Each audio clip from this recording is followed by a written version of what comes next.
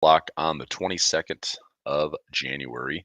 Let's get started this morning. Let me get my face out of the way. Let's go a little top-down analysis. Bring up the screen, and let's get to the charts. Busy week ahead. We have. Let's do calendar.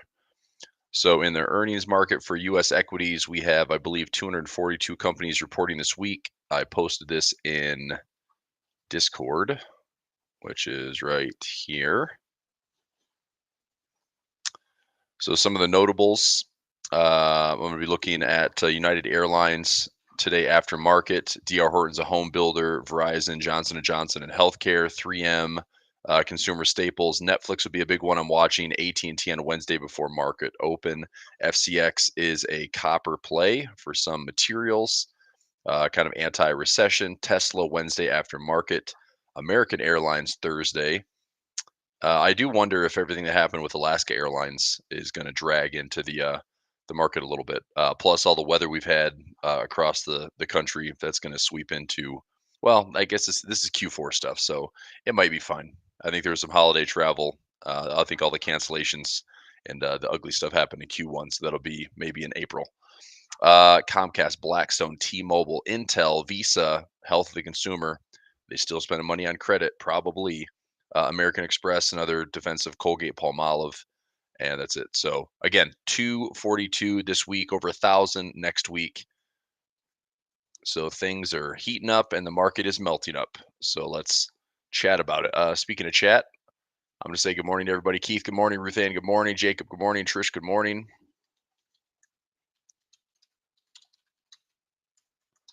Good morning, everybody.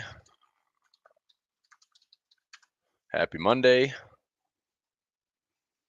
All right, pre-market on the SPY, we're looking at 423, which again just continues to push up, up, up. We're at all-time highs. This is the Qs, 423. The SPY looking to open up at 483, all-time highs. We have a couple of gaps to fill, but the Fed is next week. I thought one thing that was really interesting when I was looking at just prepping for the week yesterday. Let's go to the CME Watch tool. It's a tool that we watch quite a bit. And let's go, almost 100% probability that by next Wednesday, the 31st, Fed's not doing anything. Message, on the other hand, may change. This is where I thought the biggest shift came. This percentage for a 25% rate cut or 25 basis points rate cut, this has changed a lot. This was up to like 60% just a couple of weeks ago. Now it's down to 46. And the increase in probability is that there will be no rate cut coming in March. Now, what's interesting is December still shows the exact same total. So either the Fed is going to cut crazy aggressively, like 50 basis points at a time. And so initially, I think the market was expecting, 6 cuts at 25 basis points. And now it looks like they're looking at 3 cuts at 50 basis points. So guess what that means? It's the same amount, right? It's 150 basis points cut. So if you go to December, the expectation is that we'll still be down to 3.754% by the end of the year. I still think that's pretty aggressive. I mean, if the Fed really wanted to extinguish inflation this year, maybe 25 to 50 basis points cut, maybe. Higher for longer, that still encourages savers, that shields a little bit from the probability that's probably coming this year with, later in the year, the election cycle. I think that the, first quarter, first half is probably going to be a more aggressive melt up because we had such a decent recovery and rally last year. And that's where most of the new money is flown in. So anyway, 483.80. We'll see if it sticks and holds. Otherwise, we have a couple of gaps to fill to the downside.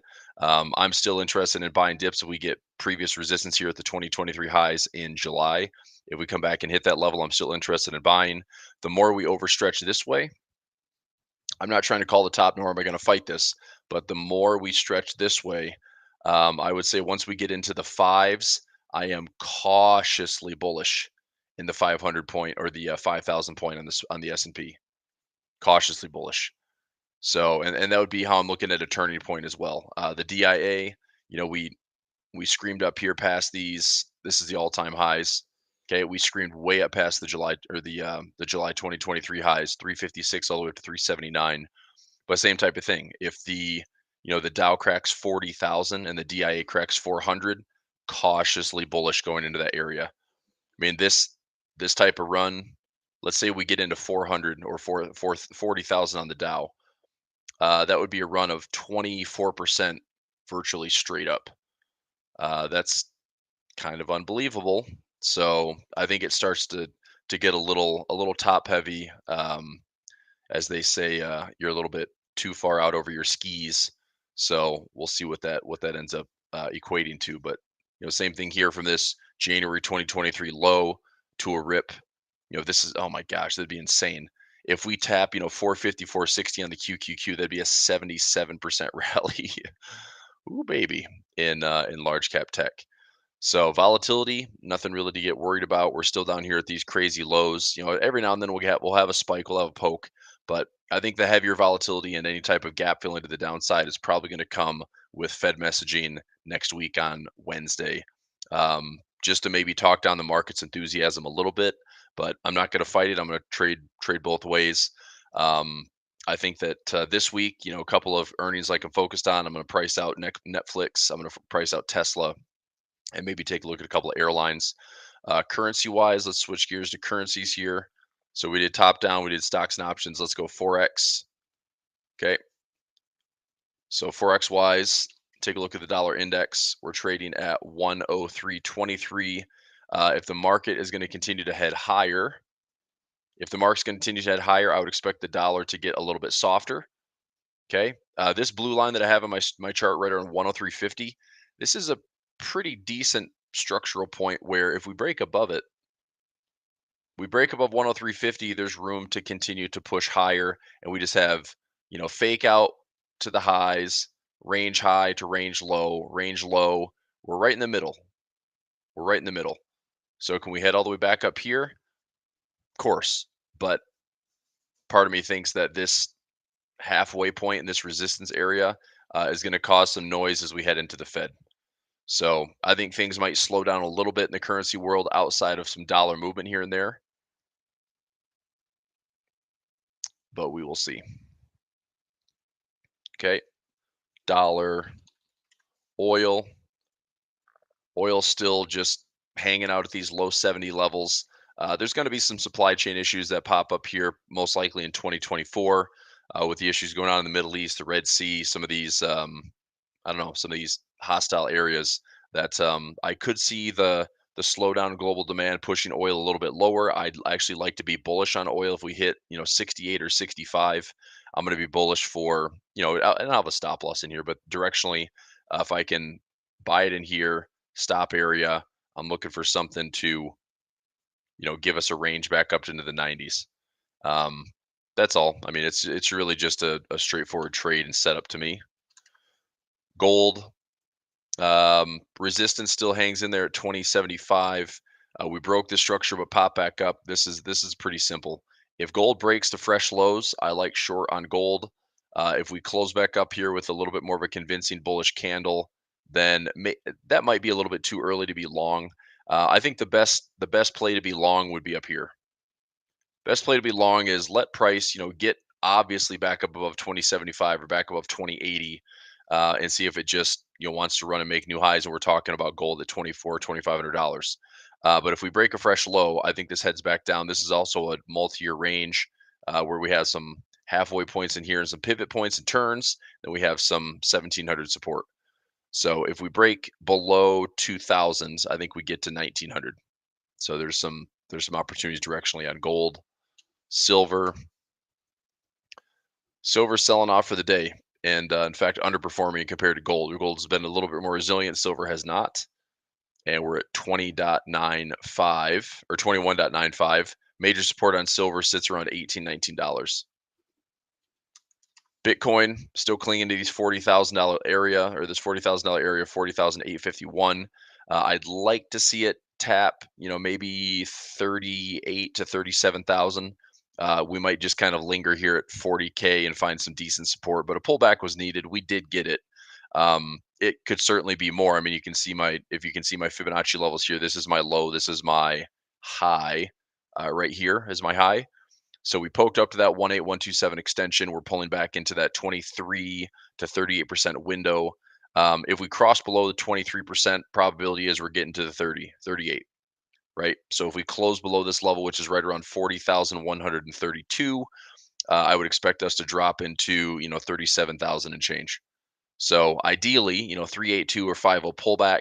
Certainly interested in buying some areas there, but watching, right? Okay, let's talk some currencies. Actually, yeah, that's fine. Let's talk currencies. I'm going to look at large cap tech in China. We took some trades here in equities on demand at these lows, the 23 by 22 and the 22 by 21s. FCX is copper, like I talked about earlier. That's still stuck in a big old range. KWeb is tech as well. This is a daily chart. Let me go to the weekly. KWeb. Yeah, I'd like to see if I don't know. I've got a chart alarm set at 21. Previous levels at 18, 19 that I'd be interested in buying. You look at the Hang Seng. We're down here at 2022 lows. We're coming back into levels that we haven't seen since 0809. So had some interesting stuff coming in from Charlie Bilello this week with his weekend charts. He does a great job of just throwing a bunch of data out there. And I think China is very undervalued. I think that it's certainly going to take some persuasion. It's going to take some, animal spirits. It's going to take something. But I do think that from a value standpoint, we have some of the biggest asymmetry levels. If we can put in some lows, there's a ton of upside potential just for a recovery. I'm not saying rally to all-time highs. I'm just saying a recovery. That would translate into stocks like Alibaba, which is sitting here at 67, near this crazy support at 60. Translate into potentially, BIDU, which is Baidu. Baidu trading at 98. Major lows here around 80, and just taking some little stabs on some option trades. Haven't had a ton of success here. I think I've probably, I don't know. I think I've maybe lost half of the trades, one half the trades, lost half the trades. So it's kind of a big wash, but I just continue to participate because at some point, here's what I think. At some point, this low holds, if we're coming back down to Tesla's levels, or this level holds and we come back up to this neckline. If I'm just right directionally, I've got probably 3, 4, 5% of gains in here. And if we go up, there's just ridiculous amounts of upside. I don't really want to own the stock at all, actually. I think the big concern right now is that if there's any type of threat with China, Taiwan, that the U.S. all of a sudden issues sanctions and tries to get the world on board with that, and makes everything that's in China and publicly traded uninvestable. So that could be a concern, which is why if I did it, it would be options only, so I'm not overexposed, right? But still, I think there's some good directional plays. Okay. Let me also pop in here. I'll pop in officially to YouTube. I've been answering through Restream. And let's go YouTube, go live. And Donna, thanks for the thumbs up and the shout outs as usual. Herbert's here, Jan's here. Yep. So we're all good. I just want to make sure my comments came in. Yep. Okay, good. Perfect. Comments loud and clear. Cool. Netflix, Tesla, UAL, AAL. I think that's right for American Airlines. Yep. And other, I'll go Visa. Other notables this week. And let's see here. That's my China stuff. Let's go currencies. All right. I'm going to run through all of them. So hold on to your butts. Aussie CAD. I'm still bullish off this support here at 86. I think Aussie CAD ranges back up towards 94, 95. Let's go into my Aussie CAD here on the list. Aussie Swiss. Lots of green in my opinion to the upside. I'm holding long. Aussie yen. I think the yen is garbage. I'm honestly, it's going to be a spot check only, but I'm I'm not really interested in trading yen pairs.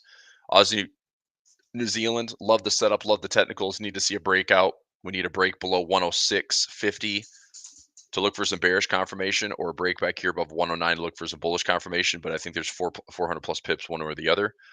Aussie dollar still range bound. If we fall back into these lows at 63, pretty interested in scooping up some support.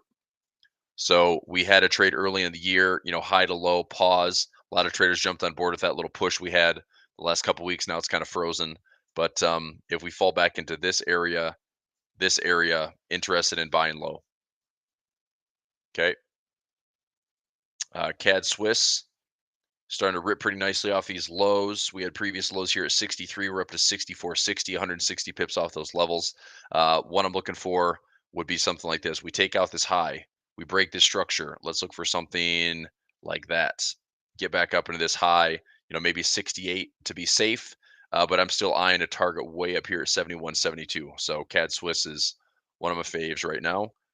CAD Yen, starting to see a little bit more of a turn today, which is helping. We put a position in where we started a short around 108, and we have a stop loss above the highs around 111. Small trade, super small trade, very small risk, but I'm giving it a chance to see if it will cooperate and turn for us.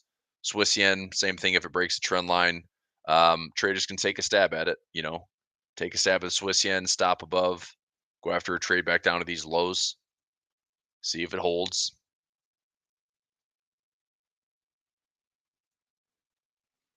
Okay. Euro Aussie, no trade on that one. I didn't like it. Euro CAD, super sideways. Super sideways on Euro CAD. But if we come back up to the same high, we could look for a sell trade. I like selling more than anything else. Area that I would sell. Let me talk about that. So where would I sell Euro CAD? I would sell it here. I'd sell it here, and I put a stop loss above. If I'm right directionally, I'm expecting this pair to go lower, and I'm expecting CAD Swiss that's inverse to go higher. So ways to participate, you don't have to trade both. You can just trade CAD Swiss. I like long and get the participation. Euro CAD, what's nice about this one is it just offers a little bit more volatility in pips. So if we go from high to low and we come back to support at 42, I mean, that's 400 pips away, where maybe I'm looking at a 2 to 300 pip move in the CAD Swiss. So I do like that swing opportunity. We have that set up in the flex trading room, trying to get a swing trade on Euro CAD. Euro Swiss, ripping very nicely off these lows, 92.50 all the way up to 94.50, so 200 pips off the level. And again, do we take out a high? Do we take out a high? Do we set up some type of reversal pattern? If we do, I am on board for the entire thing. Portfolio builders, you're with me. You know the deal. We're gonna be watching closely. We got this thing surrounded. Hopefully, going to start to see some additional upside and get some big profits rolling in. Euro pound range trade. If we come back into 85, I like the buy zone. 87, I like the sell zone. But right now we're close to that support level at 85. Euro yen, got to break the trend line. No trade. Euro New Zealand, I'm still long. I'm still long in Euro New Zealand, looking to get back into 8,200. Euro dollar, chop suey right now with the dollar index. Pound Aussie still. Come on, man, that can't be the dip. We were long in here. We were long pound Aussie. Took profit up at these highs. Um, if it's going to keep running, then we're going to try to benefit from the pound New Zealand. I closed out profit on the pound Aussie. I'm hoping we have a bit more of a pullback, or at least some hesitation here. A little bit of hesitation goes a long way, and hopefully we can make a run like that. But I'm bullish on pound Aussie overall. Pound CAD, looking to sell at 73. Pound Swiss, very nicely pushing off these lows, 106.50 to 110. That's 400 pips. So lots of swing opportunities there. I was just buying this. So when we, tap these levels, I went to 108, trades at 106, 104, 102. Obviously got filled at 108. Now, if we come back all the way up here to this level at around 111, 112, little hesitation there, push all the way to 115. So this could be a swing trade, putting in a low, sooner than later, and hopefully pretty soon in that pound Swiss.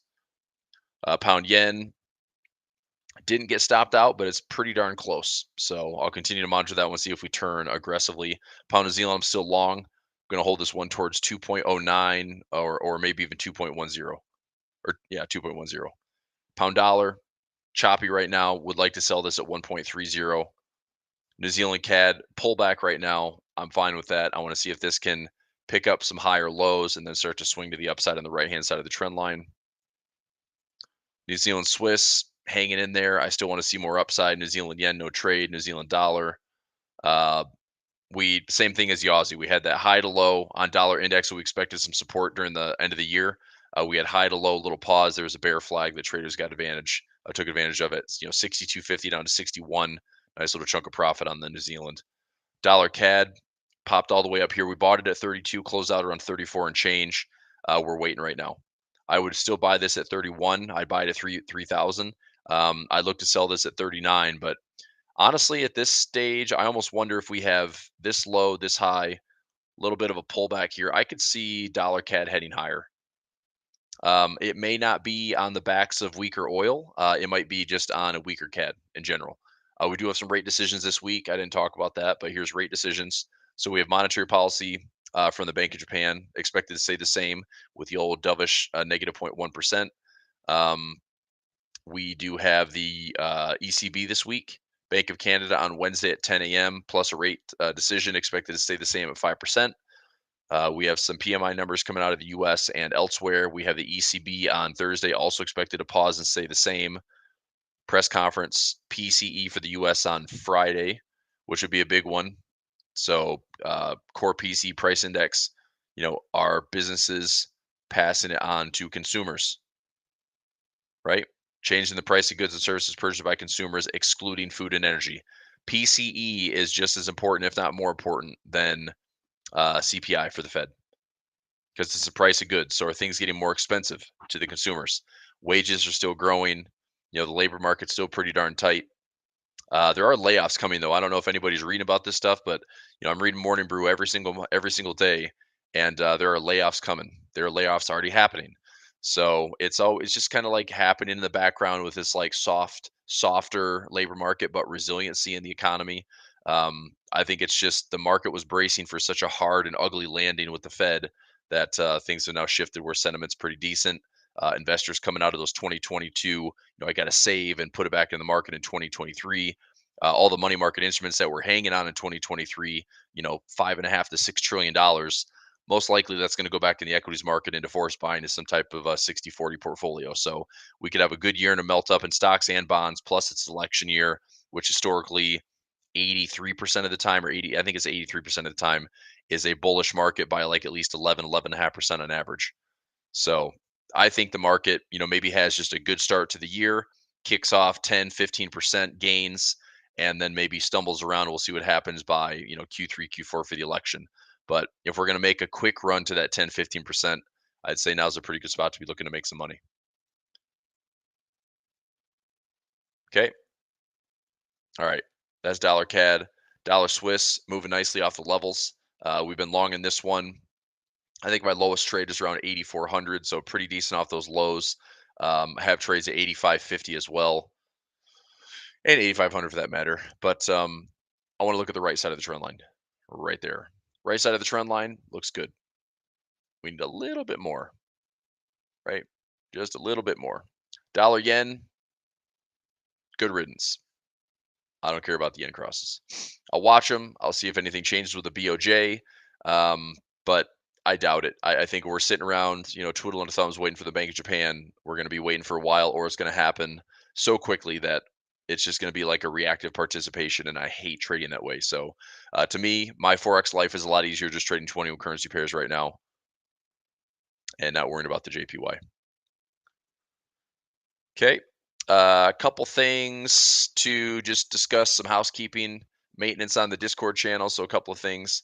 I'm getting more and more inquiries on private instruction. So if you want to do a single day workshop with me, I do 1 hour at a time, or a group. I've had a lot of groups that have reached out to me, and I've done a lot of 8-hour sessions over the weekend. So that's available. Education, anything you're interested in for courses, strategies, robots, full on courses.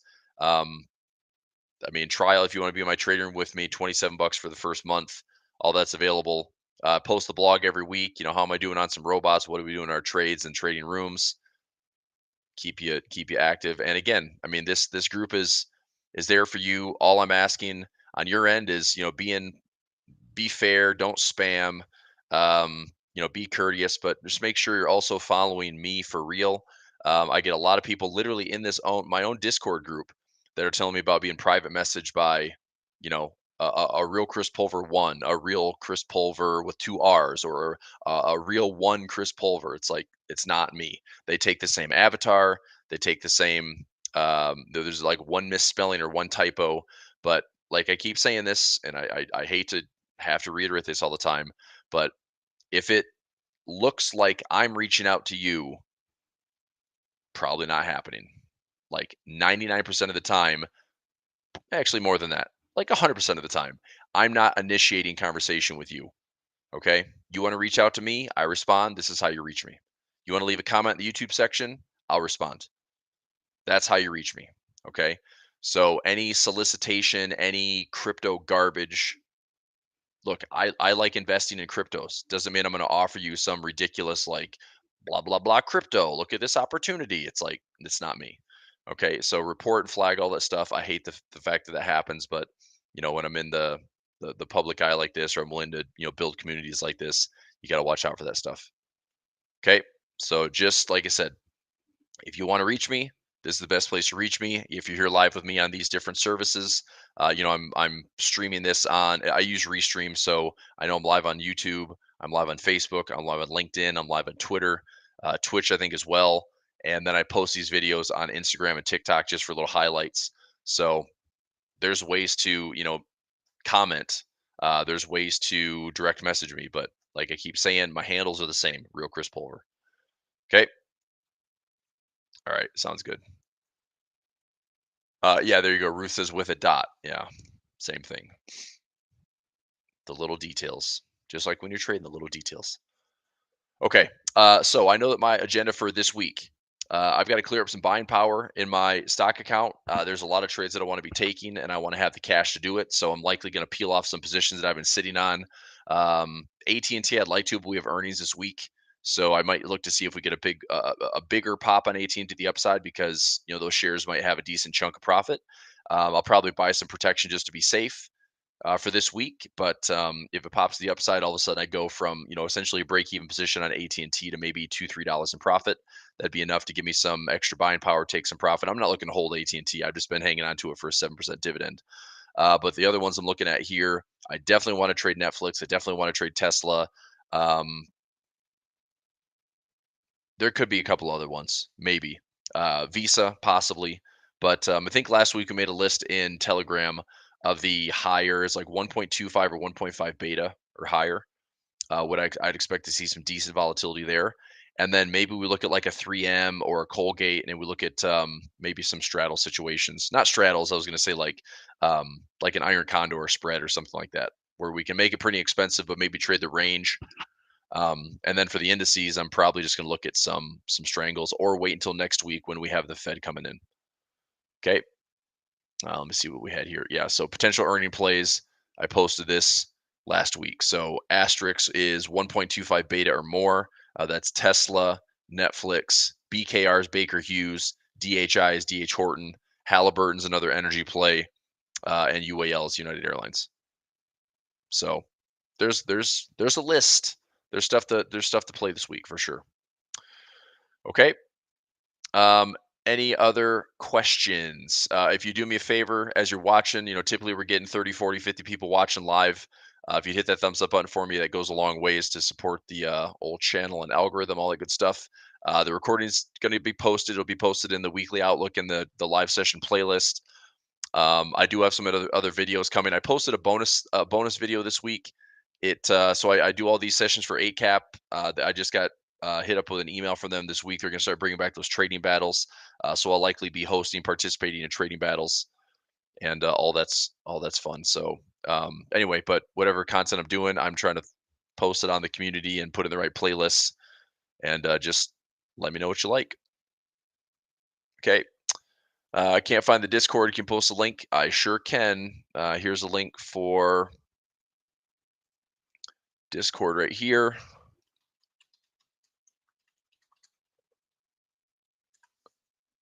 Okay. And also, yep, I'll post. I want to reiterate the schedule as well. So the schedule for the poll report for the week, I added this in. So we have Mondays at 9 a.m. Eastern time. So I'll do this poll report.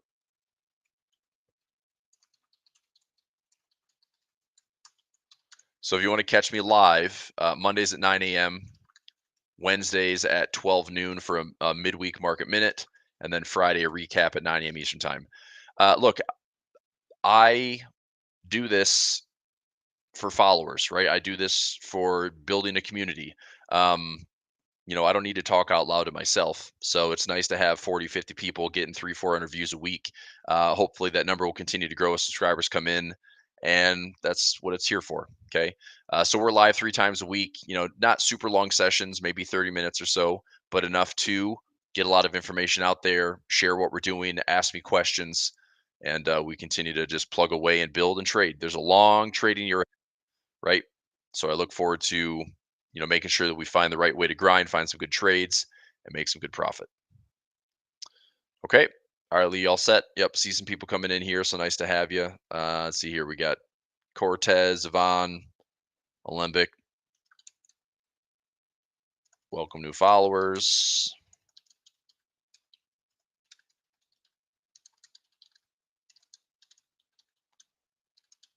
Perfect. And now you're in. So free group chat, poke around. You got the blog, other stuff. Like I said, education. If and again, ask me questions on that stuff. I mean, I wanted a Discord group so I can post all my content.